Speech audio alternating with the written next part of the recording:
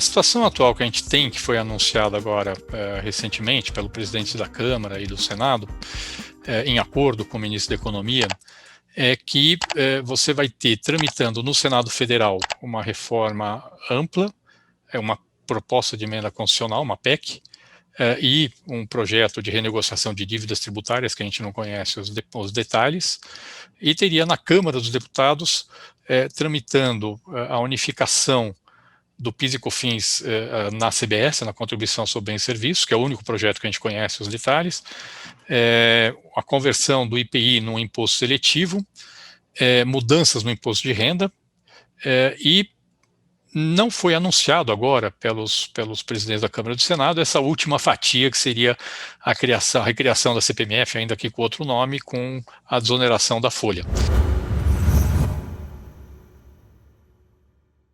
Uma das questões que tem sido discutida com relação à reforma tributária, essa dicotomia que se instalou entre se trabalhar com uma reforma tributária ampla ou uma reforma tributária segmentada, fatiada, como tem sido proposta pelo governo federal, é a questão da facilidade do processo de aprovação. O governo federal tem defendido muito essa ideia de que uma reforma tributária fatiada seria mais fácil de se aprovar, inclusive porque alguns itens desse fatiamento poderiam ser aprovados por lei ordinária, o que formalmente é um processo mais fácil de se aprovar, são quóruns menores do que nós tivéssemos uma emenda constitucional, como requer a reforma tributária ampla, que é a reforma tributária de todos os tributos sobre o consumo. Por outro lado, as resistências que hoje existem para a aprovação da reforma tributária, que siga os modelos próximos da OCDE, enfim, que se pretende instalar um tributo, uma tributação sobre o consumo próxima ao que se tem nos demais países, que seria nos moldes de um IVA, ele encontra resistências tanto setoriais como federativa. E aí nosso ponderação, nosso questionamento, nós queríamos ouvir, é se essas resistências setoriais o senhor acredita que serão menores com a instituição, por exemplo, de uma reforma tributária fatiada, começando pela primeira fatia que se tem colocado, que seria a aprovação de uma CBS, que, entre outros pontos, isso vale ser importante a gente destacar, na proposta que foi encaminhada ano passado, pelo menos pelo governo federal, ela não tem um período de transição como se teria a proposta da PEC 45 e também a PEC do Senado 110. Queria lhe ouvir sobre esse aspecto, professor. As duas propostas, tanto a proposta do governo, que é a CBS, que mexe apenas com PIS/COFINS, como a proposta de uma reforma mais ampla, com a PEC 45 a 110, elas mudam preços relativos entre setores da economia. Ou seja, alguns setores vão ser menos tributados, outros serão mais tributados, e aqueles que serão mais tributados tendem a ter alguma reação negativa contra a proposta. No caso da CBS, tem um agravante, que é o fato de que não tem transição. A proposta do governo, no PL 3887, é de você fazer a mudança de uma vez só. Quer dizer, aprovado a lei, publicada a lei, você teria 6 meses depois, você extinguiria o PIS/COFINS e substituiria pela contribuição sobre bens e serviços. Essa mudança sem transição, ela pode gerar uma mudança de preços relativos muito rápida.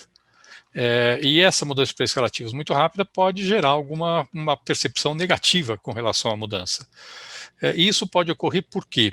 Na verdade, basicamente porque, no geral, setores que têm aumento de carga tributária tendem a repassar imediatamente para preços, setores que têm redução de carga tributária tendem a demorar mais para repassar os preços. Lógico que depende da estrutura competitiva, de como é que está o estágio cíclico da economia. Quando a economia está mais aquecida, o repasse aos preços tende a demorar mais, quando ela está menos aquecida tende a ser mais rápido, mas ainda assim a tendência é ter uma diferença entre os dois, e isso pode gerar uma percepção negativa da reforma, e obviamente os setores que vão pagar mais impostos tendem a ter uma reação negativa também à CBS, não só ao IBS. E tem alguns casos, inclusive, e que tem setores que, se tivesse uma reforma ampla, eles são favoráveis. Por exemplo, tem setores que pagam muito ICMS e pouco PIS/COFINS. Esses setores como é o caso, por exemplo, de higiene pessoal, perfumaria, é um setor típico nesse caso. Esse setor, ele, numa reforma ampla, ele apoiaria a reforma ampla pela simplificação do sistema. Numa mudança como a da CBS, ele se opõe à mudança porque a situação dele piora com a mudança só do PIS e da COFINS.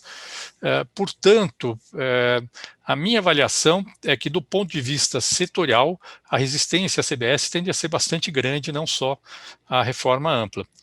O que significa que, se o governo quiser aprovar, é possível que ele faça algumas concessões na tramitação no Congresso Nacional. Entre essas concessões, professor, o senhor acredita que seria uma instituição de uma multiplicidade de alíquotas ao invés de uma alíquota uniforme?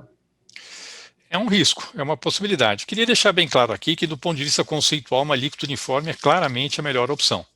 Tá certo? Uma alíquota uniforme para todos os bens e serviços, por vários motivos. O principal motivo é que toda vez que você tem múltiplas alíquotas, você tem um maior custo burocrático de pagar imposto, porque você tem que classificar os bens e serviços, e você inevitavelmente tem mais contencioso. Todos os países que têm múltiplas alíquotas têm mais custo burocrático de pagar imposto, custo de compliance, e tem mais contencioso, porque naturalmente os contribuintes tendem a interpretar da forma mais favorável a eles e o fisco tende a interpretar da forma menos favorável aos contribuintes. Só para vocês terem uma ideia, na Suécia, onde tem 3 alíquotas positivas do IVA só, o fisco da Suécia estima que a adoção de uma única alíquota positiva reduziria o custo de conformidade do pagamento do IVA na Suécia em 30%. Posso dizer que no Brasil o efeito certamente seria maior, porque o nosso país tem uma propensão ao litígio muito maior que no caso da Suécia. Segundo, o bom sistema tributário tem que distorcer o mínimo possível as decisões de alocação.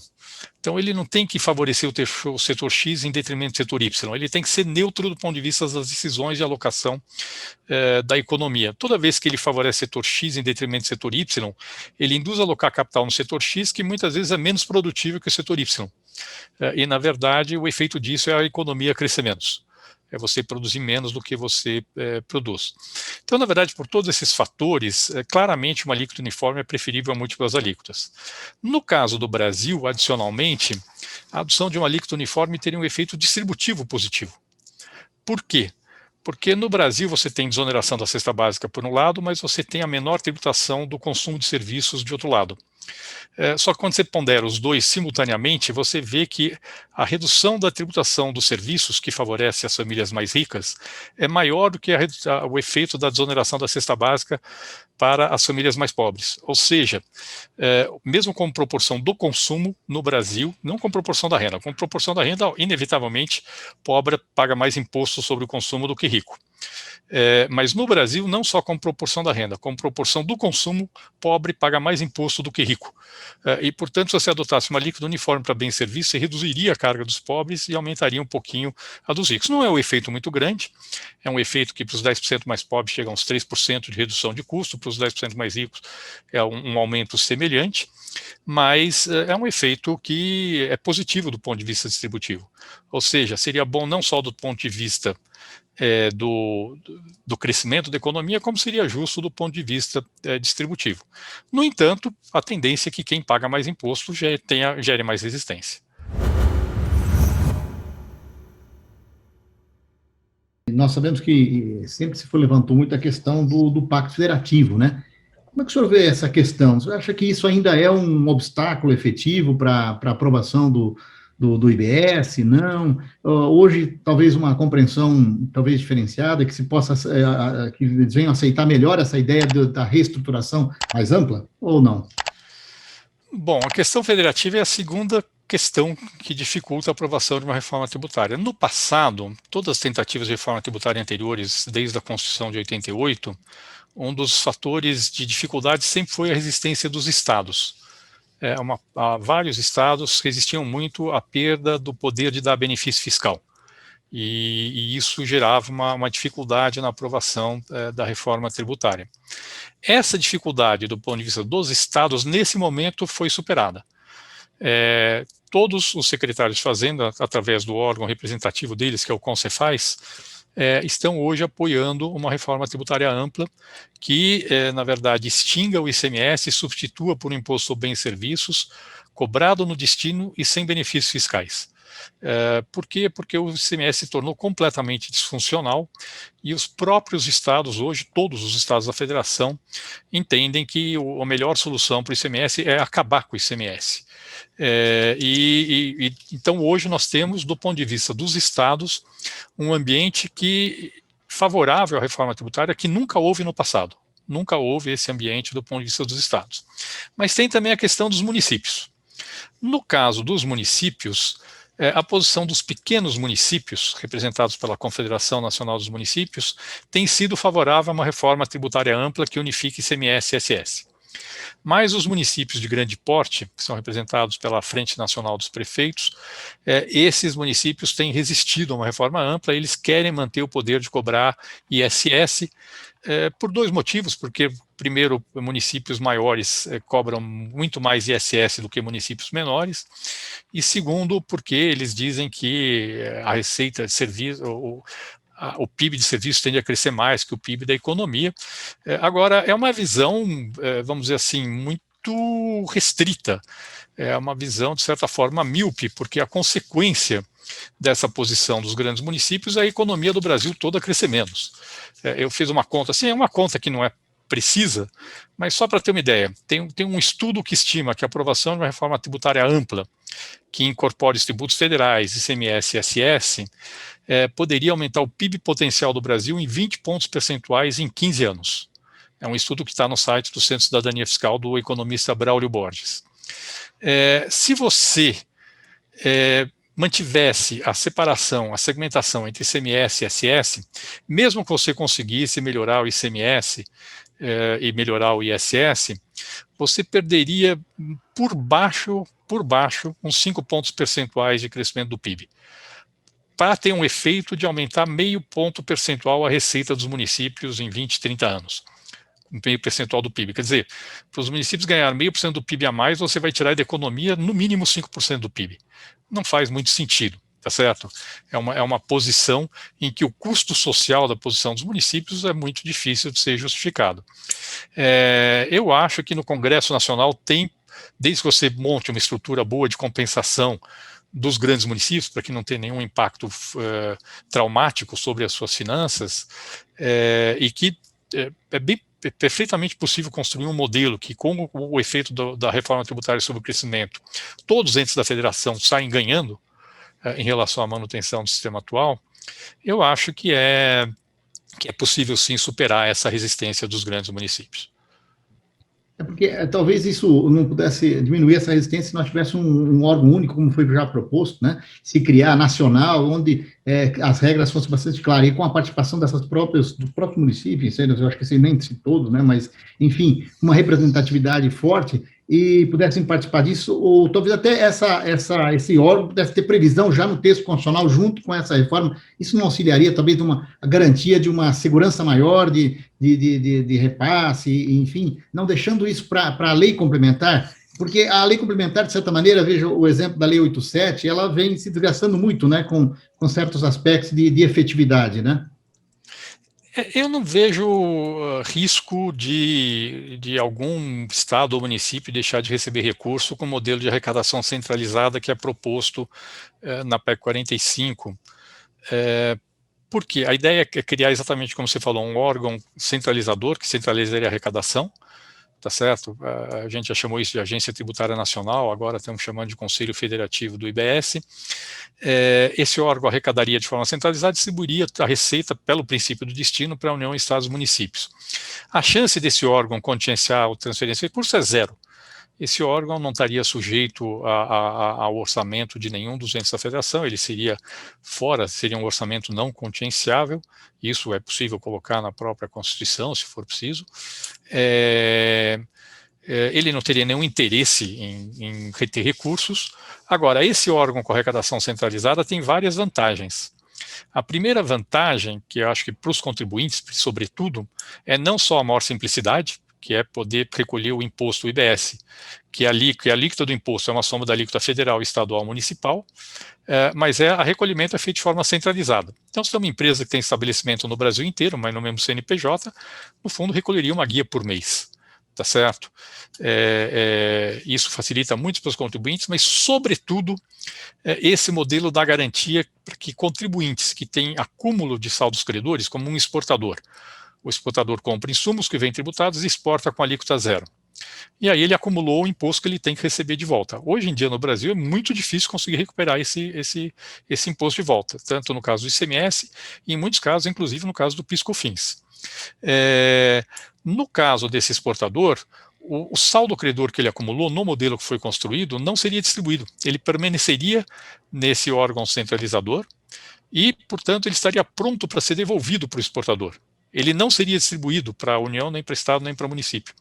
E, portanto, na hora que o exportador pedisse o dinheiro de volta, o dinheiro já estaria lá pronto para ser devolvido para o exportador.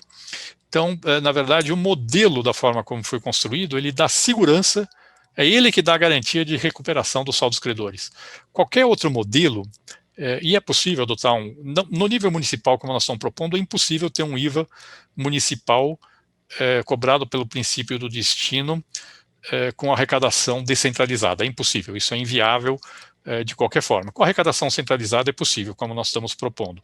No nível estadual seria possível, cada estado arrecada o seu imposto e você tem várias formas de implementar o princípio de destino, mas numa situação dessas, o que tende a acontecer, se você tiver o caso do exportador, o exportador passa a depender do estado tirar dinheiro do seu caixa para devolver para ele. E aí, você tem estados que estão quebrados, que têm que optar entre devolver o dinheiro para o exportador ou pagar o funcionário público. E os estados sempre optam por pagar o funcionário público e não devolver o dinheiro para o exportador. Então, desse ponto de vista, o modelo de arrecadação centralizada dá muita segurança jurídica para os contribuintes, ao mesmo tempo em que, na verdade, ele permite uma gestão compartilhada. A ideia é que a gestão seja feita de forma compartilhada entre União, Estados e municípios. Na proposta original do Centro de Cidadania Fiscal, um terço dos votos na instância máxima de governança seriam dados para a União, Estados e municípios. Então, seria um imposto gerido de forma compartilhada e o modelo dá muita segurança para os contribuintes. No que tange a fiscalização, né, professor, você acha que essa resistência, ela vem como uma questão institucional e fiscal ou não? Porque os representantes, no caso aí, os auditores, eles de certa maneira nós vamos ter que passar também por uma reestruturação, né, para dividir essa competência para o controle das ações tributárias, né? Sim, a fiscalização teria que passar a ser coordenada. A ideia é manter os órgãos fiscalizadores das esferas da federação, ou seja, manter o federal, estadual e municipal. Na proposta do Centro de Cidadania Fiscal, que, na verdade, recentemente chegou a uma proposta conjunto com os estados através do Concefaz, você teria alguns auditores cedidos para esse órgão centralizador, que coordenaria a atuação da fiscalização e das procuradorias da União, dos estados e dos municípios. No fundo, seria um trabalho coordenado, ou seja, não é cada um sai fazendo o que quer, porque isso não dá, é um imposto que isso tem que ser coordenado, não pode chegar um fiscal federal, um estadual, um municipal na mesma empresa, cada um com uma tese diferente. E essa seria a função desse órgão centralizador. Mas cada um dos entes continuaria mantendo sua estrutura e ela atuaria de forma coordenada na fiscalização e na defesa judicial e extrajudicial do tributo. Essa ideia de deixar uma PEC tramitar no Senado e tratar do PIS/COFINS e do IPI na Câmara dos Deputados, claramente cria uma situação em que pode ter uma inconsistência entre os dois projetos, a não ser que o projeto do Senado não inclua os tributos federais. Tá certo? O que é uma possibilidade. Algumas pessoas estão dizendo que o Senado faria uma PEC para tratar só do ICMS e do ISS, convertendo o ICMS e ISS num IBS, enquanto que o governo federal iria aprovar na Câmara a CBS, e essa substituição do IPI por um imposto seletivo. Esse projeto é o ideal? Não, não é o ideal. Esse projeto não é o ideal, primeiro porque na verdade, vamos supor que seja o Senado trate só do ICMS e ISS e a Câmara cria a CBS. Mesmo que os dois deem certo, você, na verdade, vai ter dois tributos diferentes em vez de um único imposto sobre bens e serviços, com regras diferentes, e, portanto, aquela ideia da simplificação, ela se perde dentro desse processo, tá certo? Eu acho que esse é um ponto importante. E, portanto, os contribuintes, em vez de terem um único imposto, com uma única definição de fato gerador, base de cálculo, contribuinte, as regras materiais seriam a mesma para todos tanto para o tributo federal quanto para o tributo subnacional, na verdade vai passar a ter dois tributos que não serão exatamente os mesmos, complicando um pouco a vida dos contribuintes. Segundo, ao fazer isso, o governo tira a força da reforma ampla. Então, isso é muito claro. O governo parece mais interessado em aprovar só a criação do CBS e a mudança do IPI do que em aprovar uma reforma ampla. Se ele quisesse aprovar a reforma ampla, ele estaria tratando tudo junto no mesmo dispositivo. Se você aprovar só uma mudança do PIS e COFINS, o efeito da reforma tributária... Bom, tem dois problemas aqui. O primeiro é a calibragem da alíquota. A alíquota que o governo colocou no PL 3887 de 12%, com certeza está superestimada. Eu não tenho dúvida nenhuma que aumenta a carga tributária.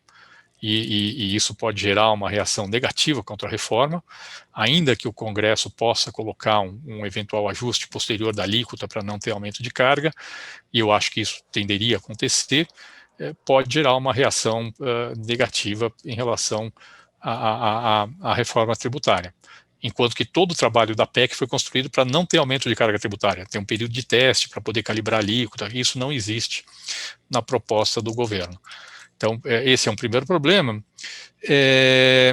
E o segundo problema é que, do ponto de vista de impacto sobre o crescimento, uma aprovação de uma reforma só do PIS/COFINS tem um impacto, mas aí sim, muito, muito inferior a uma proposta que mexa no ICMS e no ISS. Nós estamos falando que uma reforma ampla aumentar o PIB potencial em 20% em 15 anos, com uma reforma só do PIS/COFINS, nós estamos falando no máximo de um aumento de 3%. Em 15 anos, quer dizer, é um quinto do efeito, menos que uns 15% do efeito total que você teria na reforma tributária. Então você vai gastar capital político, que não é muito maior do que o necessário para aprovar uma reforma ampla, para aprovar uma mudança que pode até gerar dificuldade para a reforma ampla, dependendo da alíquota que o governo colocar, e, por outro lado, tem um efeito muito menor sobre o crescimento. Então, claramente, para mim, esse fatiamento na tributação, da discussão da tributação de bens e serviços, é uma opção claramente pior do que a de tratar tudo conjuntamente. Na proposta da chamada reforma fatiada, né, o que até agora se conhece de concreto é a proposta da CBS, né, então, que é um projeto que o governo já encaminhou ano passado. Agora, tanto o projeto do imposto de renda, como da última fatia, que é a CPMF, ainda nós não conhecemos, né? Não tem esse projeto em concreto, né? Se imagina, né? Há uma discussão na academia em alguns pontos, ou até pelas próprias autoridades, sobre isso, mas não tem nada concretizado, formalizado. O que você acredita que possa ser uma alteração possível e talvez uma recomendável do ponto de vista... Queria te ouvir primeiro da questão do imposto de renda para a tributação dos lucros e dividendos, que é o ponto que o governo tem batido muito na tecla, e depois sobre a mal-sinada CPMF, né, a volta da CPMF, ainda que seja com outro nome, mas enfim, tributando essa materialidade que são as movimentações financeiras. Se você pudesse abordar para a gente esses dois pontos.